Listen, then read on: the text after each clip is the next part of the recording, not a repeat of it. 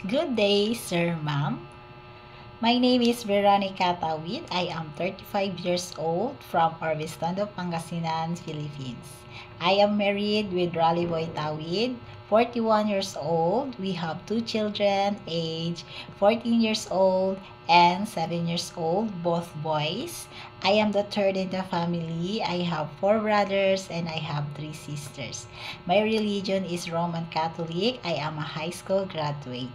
I have a work experience here in the Philippines as a domestic helper for 3 years.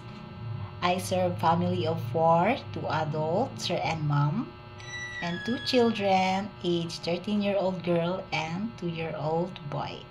My main duties there is doing household chores like cooking, cleaning the house, washing clothes, washing dishes, marketing, car washing, and taking care of baby boy.